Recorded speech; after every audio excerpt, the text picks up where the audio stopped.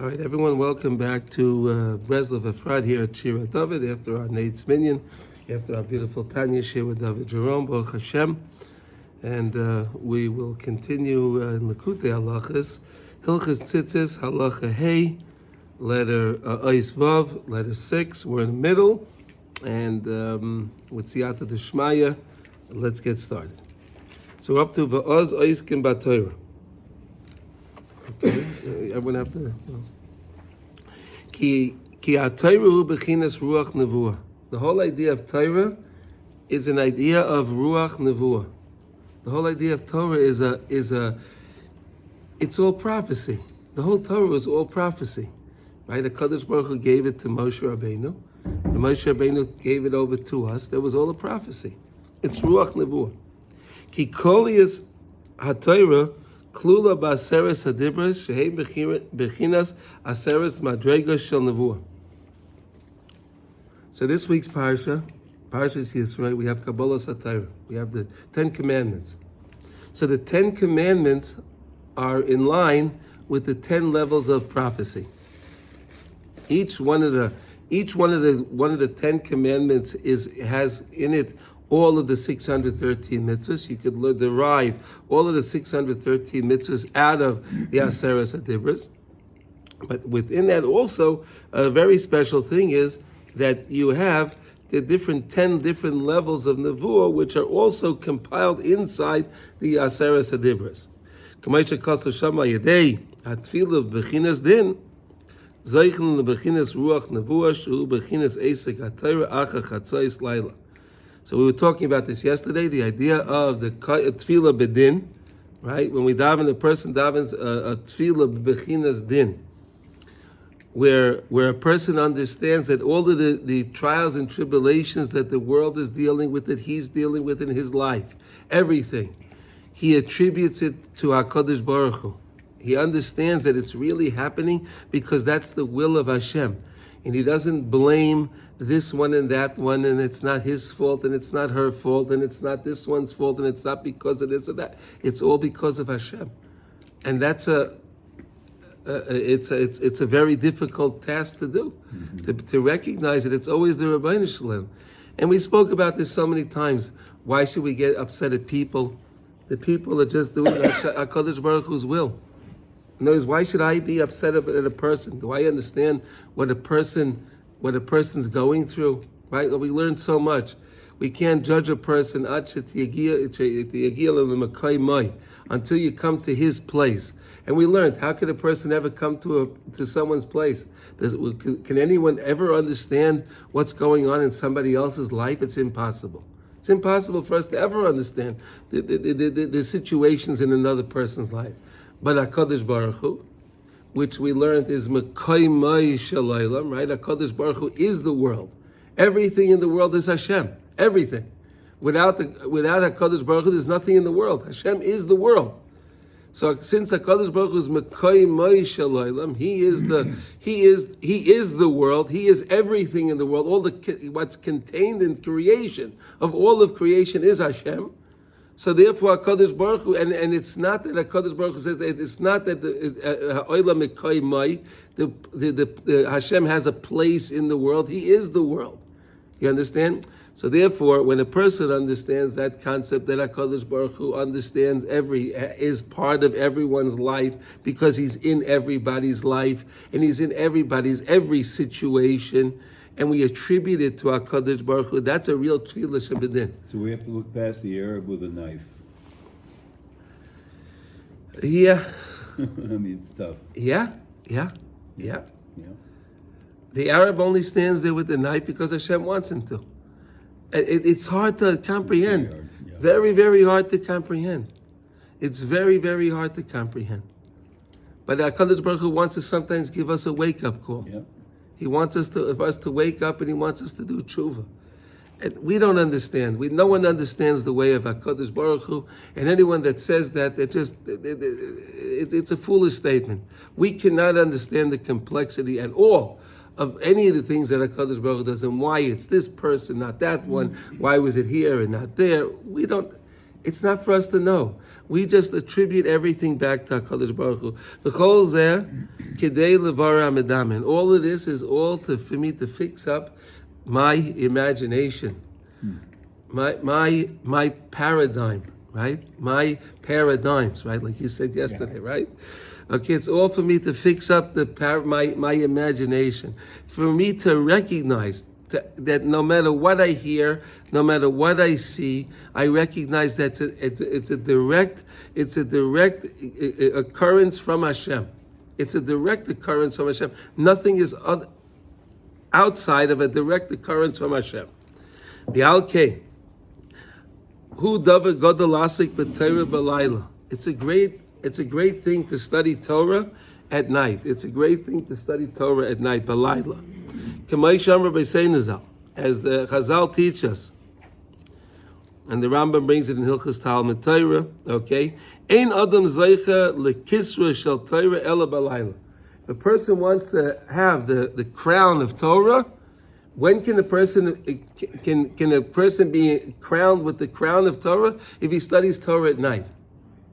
Not studying Torah during the day, right? The Rambam brings that a person can get the Keser Shel Torah if he studies Torah at night, specifically at night.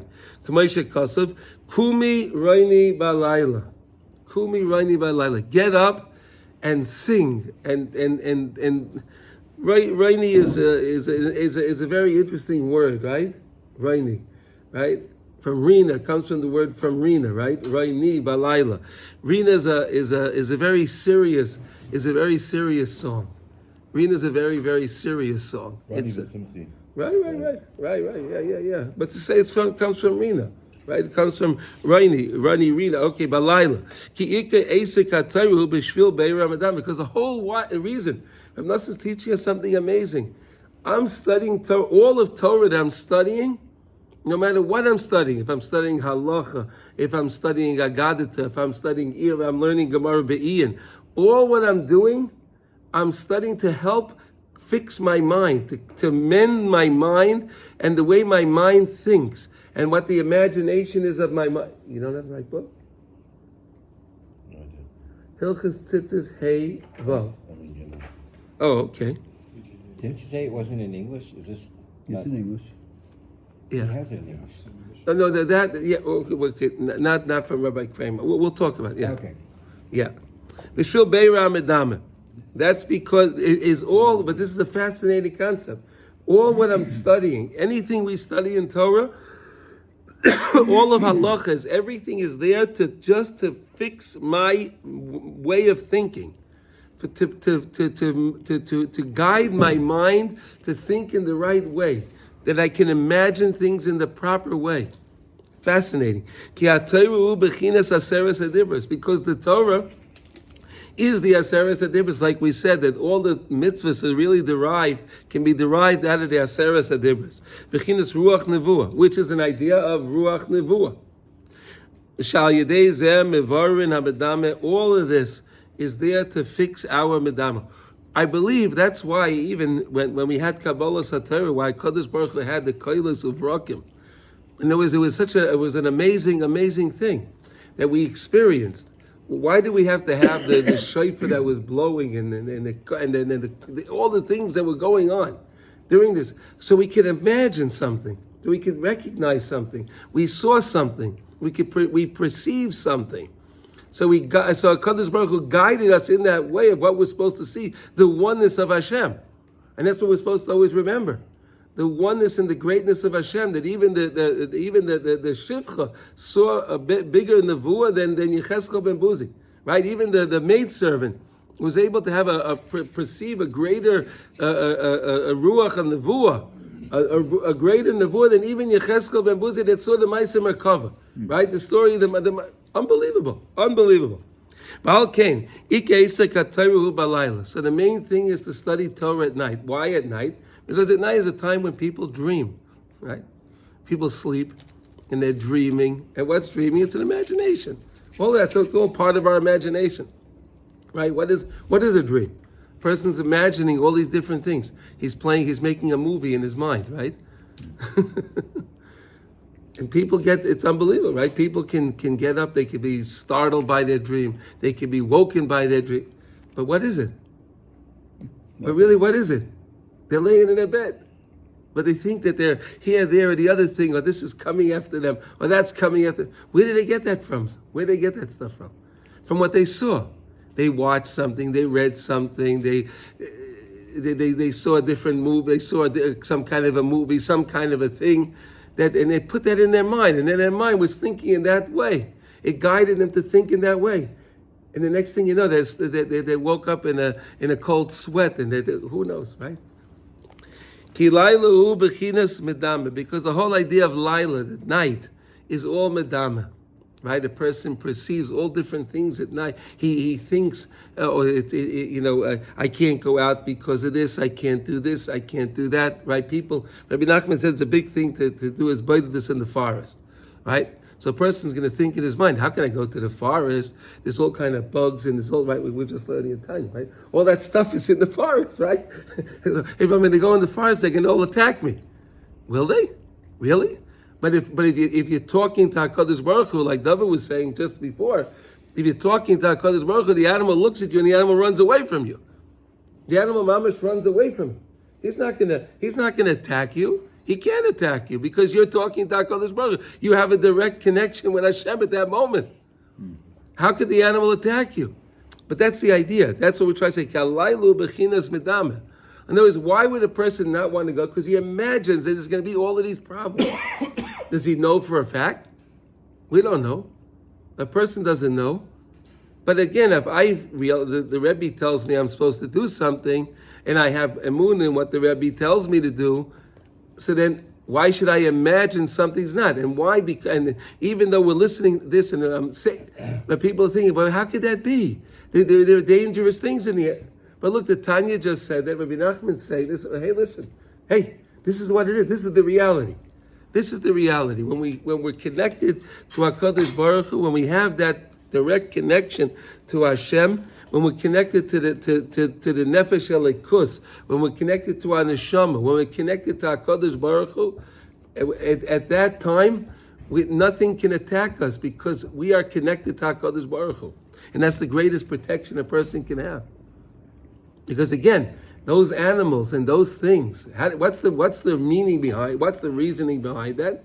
Because those animals and all those things that a person may be afraid of are all being run. HaKadosh Baruch Hu is really giving them their life force.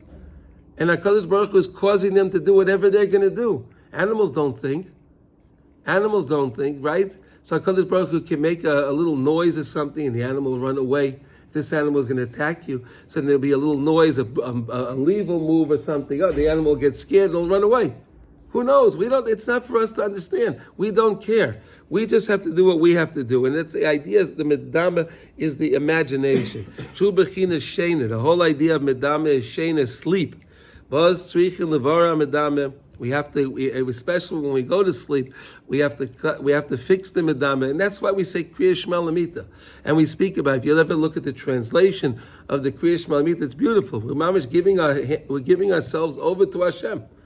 You know, right? A person can carry a gun all day and this and that and the other thing, right? And he has his little pocket knife. He has all the stuff with him, right? He's protected. But at night, you put your gun down on the table. You put the knife. You don't have anything. Right? You don't have anything. Right? You're not going to sleep with the gun and your finger on the trigger. That could be dangerous. Right? So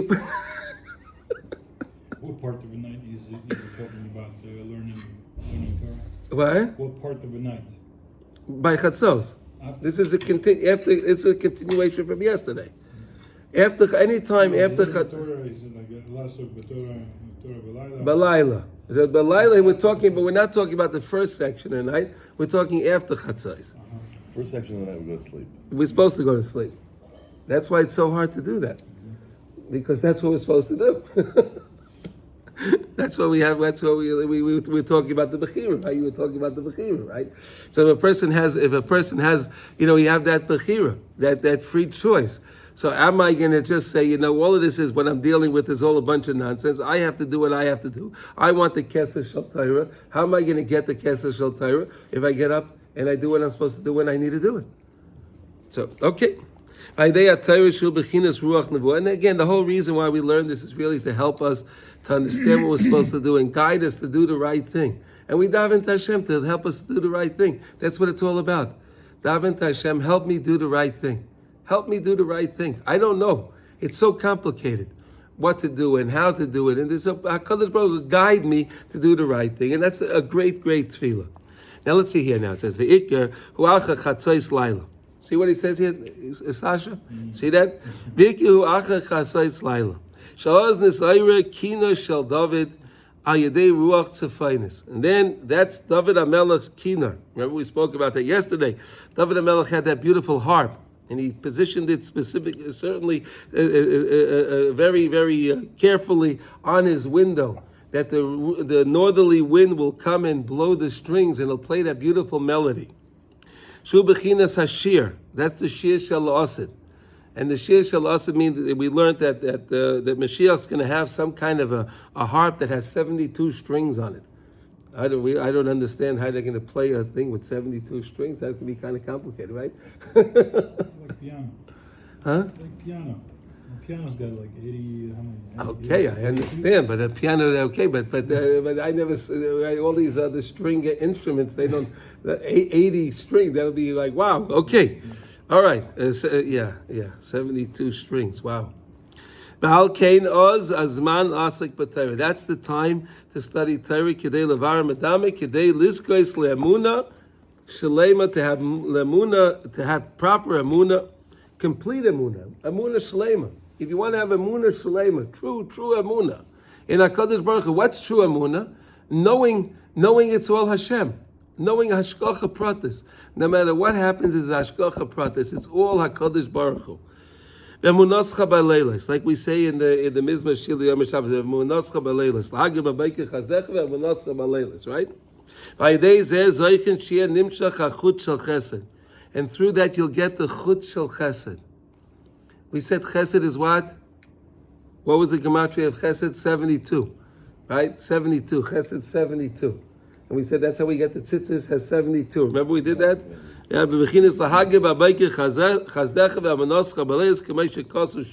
okay, good. Now, Ba'ata ma nimlitzu divrei Rabbi Seinu Zal she'amru kol ha'isek ba'Torah b'layla ma'ishichin olav chut shel chesed b'yom. So what did the Gemara in Chagiga says? That anyone that studies Torah at night, they draw upon that person the chut of chesed during the day. Shenemar Yoim mitzav Hashem chazlei v'layla shira imi. Right, beautiful words, right? We know these words, right? Yoimim Yitzava Hashem Chazlei. In the day, HaKadosh Baruch Hu commands His Chesed. V'layla Shira Yimei. And at night we sing with Him, right? Beautiful words, right? Beautiful words. Ki al yedei esek haTorah b'layla, because through a person studying Torah specifically at night after Chatzos, shul bechinas ruach nevuah, shul klolius haTorah. Like we spoke about, fixing it clarifies our imagination. It helps us have true emunah. So we can come to the song, and when we sing again, there's many understandings of when Rabbi Nachman says when Rabbi Nosson writes over here lashir. This can be also the shir when a person is learning, he learns with a niggin, right? A person learns with a niggin. He doesn't just read the words dry. He has a niggin, learning at night, and that can be also an understanding of Rina, right? And then and also the shir is connecting to Mashiach Tzidkenu and that kina with the 72 strings on it. Me'etz Hashem will hear that. That's going to be something spectacular, right? That'll be something. Wow. Shehu animshach Allah b'yom, and that can draw upon a person during the day. A person can experience the chesed, the chud of chesed from HaKadosh Baruch Hu during the day. We can have so much, and that's why there's such a big Yetzirah not to do this, right? There's so much can be benefited via doing this, right? A person, number one, can get the Keser Shel Torah. Amazing to have a Keser Shel Torah, unbelievable. A crown of Torah. To be crowned the crown of Torah, unbelievable. And then a person can have the chesed experience, HaKadosh Baruch Hu's chesed during the day. During the day, we can mamash experience the Rabbeinu Shleilem's chesed. Could you imagine that? All day long, you'd see the chesed Hashem no matter where you go. Everything you'd see it's all chesed Hashem. Shezeh bechinas achut shel chesed shezoicha amoichin hahogun. This is how the mind that's proper, the right mind, when a person again trains his mind to recognize everything he sees, he's seeing it because HaKadosh Baruch Hu wills that he sees that. Anything he hears, he understands that Hashem wants him to hear that. Anything experience that he has in his life, it's from via HaKadosh Baruch Hu mamish. And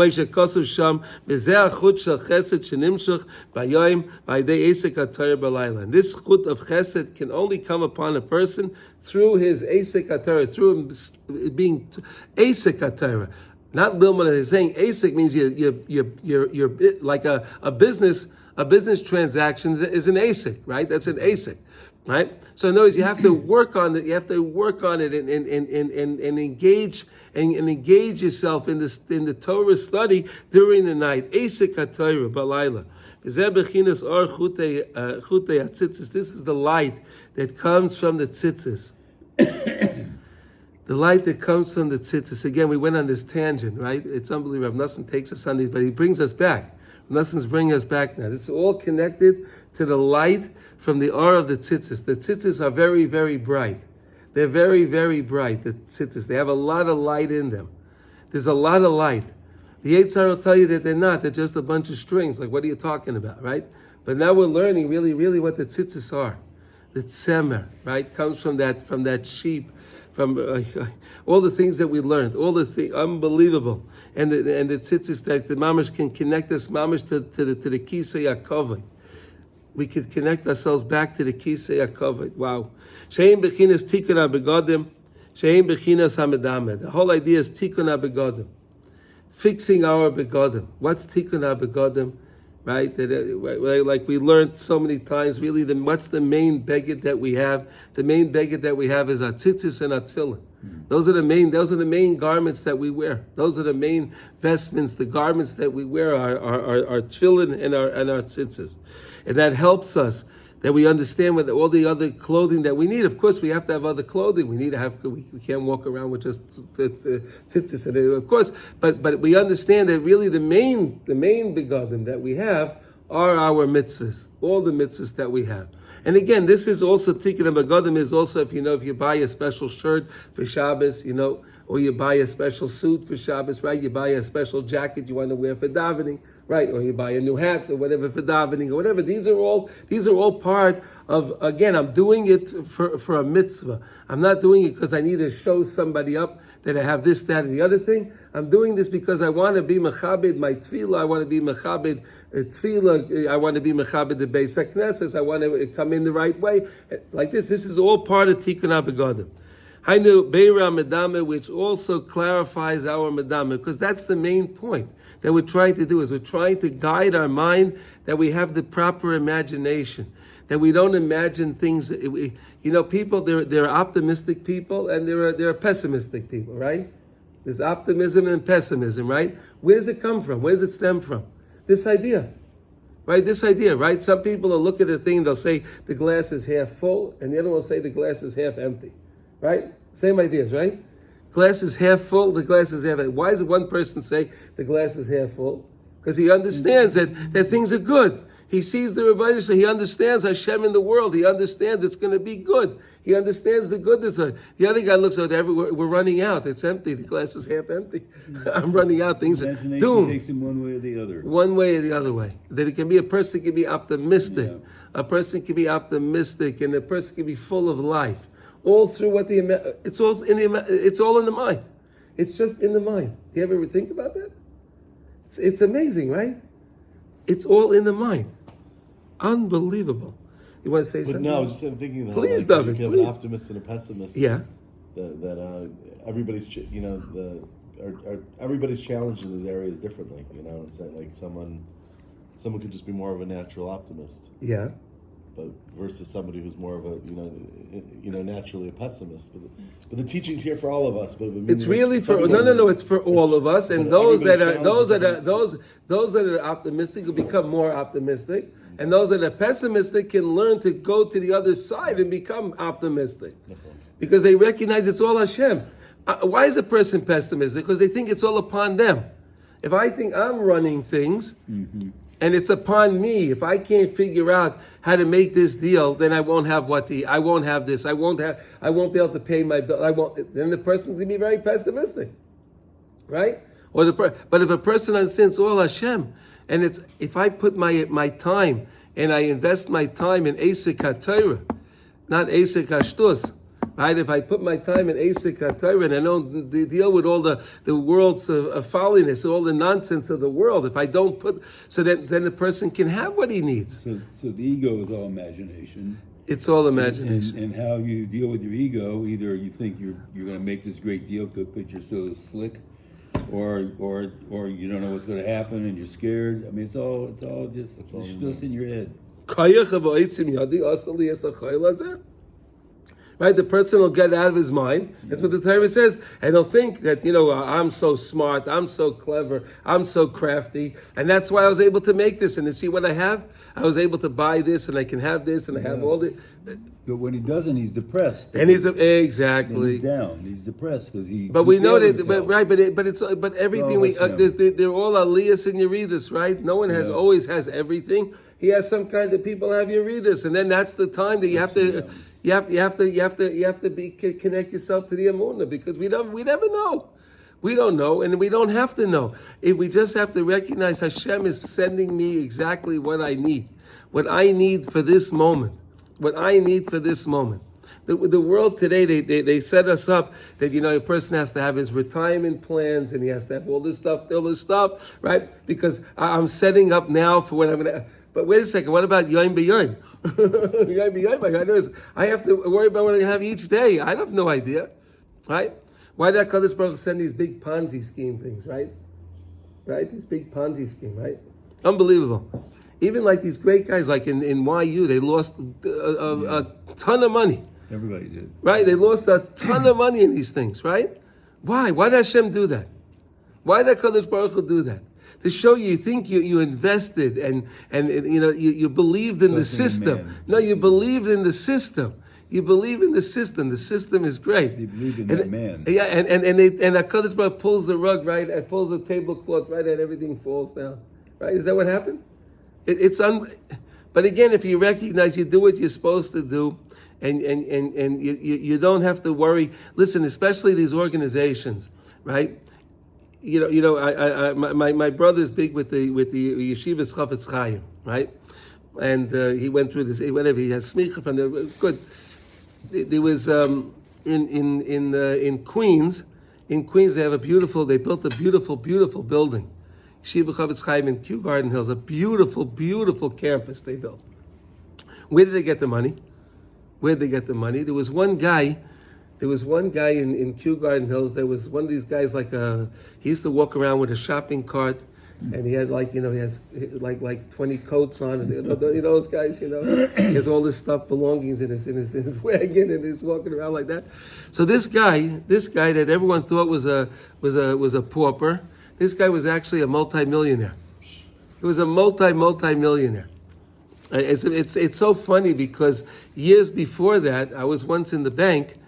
I was once in the it was Chemical Bank at the time on Main Street in Kew Garden Hills, and the bank manager said this guy walked into the bank. And I figured, why are you letting this guy in the bank? So the manager said to me, he's the largest depositor in the whole bank. And then after he passed away, he left his money to the yeshiva, and they were able to build their campus. Wow. He left his money to the yeshiva. You see that? So here you have it. So again, we never know where the Yeshua is going to come from. No one ever knows where the Yeshua is going to come from. Could they have ever imagined that this fellow would be the one to give them? No, it's impossible. In our minds, we don't understand. But again, HaKadosh Baruch Hu, he said, is Mekayma Yishalaylam. HaKadosh Baruch Hu knows, and he wanted this to happen. He wanted this to happen. And HaKadosh Baruch Hu aligns, sets everything up. I was so happy that years before that, the manager told me he's the largest. So I couldn't believe it. When I heard the story, then I remembered I met as Ashkacha Pratis also. Then I was in the bank at that time, and the lady decided to tell me that these are the largest. Unbelievable. But this is what we're saying here. It's all to fix our imagination. And a story like that can help us understand that it's impossible for a person to imagine that this guy in the story would be the one to give this to build this big building. It's impossible to understand that. And they didn't even ask him for the money. No, he passed away, and he had a lawyer, whatever it was, and then they came to the thing. That, by the way, you're the inheritor of this.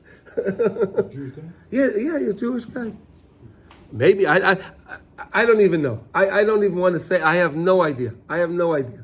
But it's not that the story's not that. I'm telling you the story just so we can understand.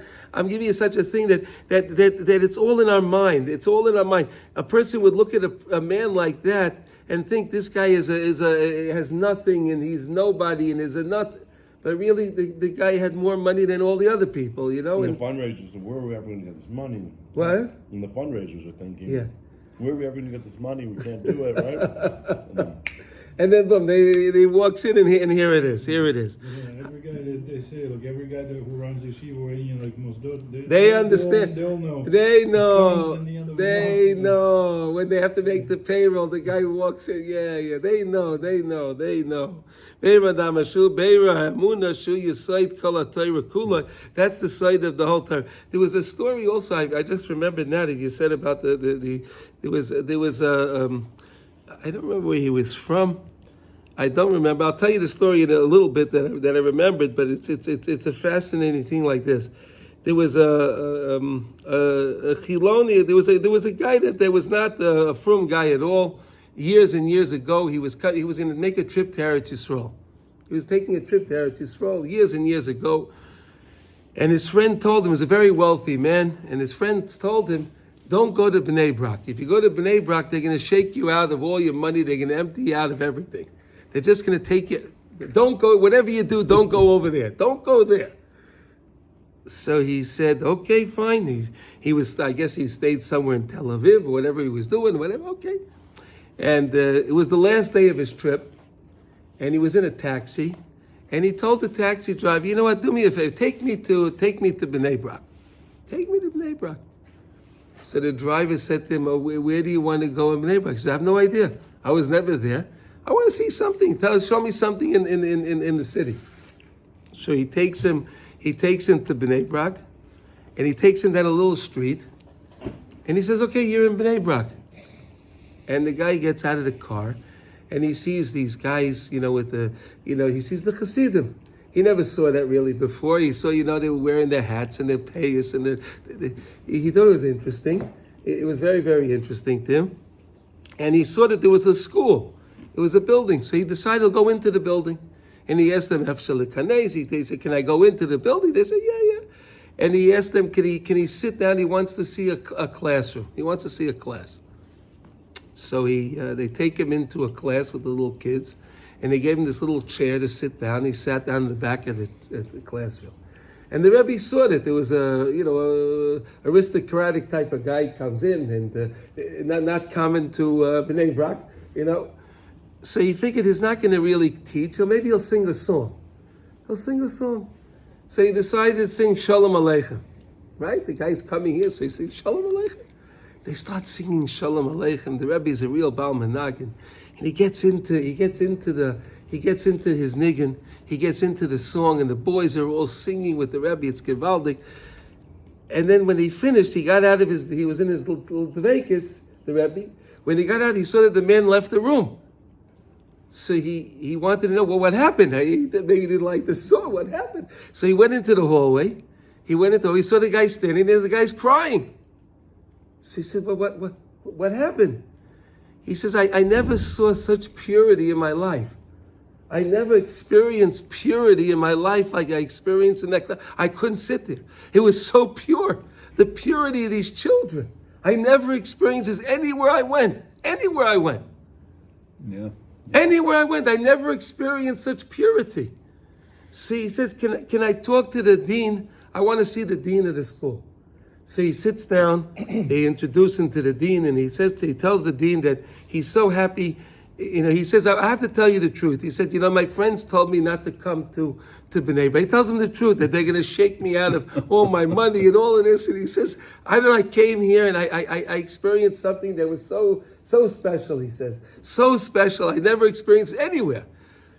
So he took out his checkbook and he wrote to the yeshiva a check for $18,000 at that time. This was years and years ago, $18,000. He wrote him a check.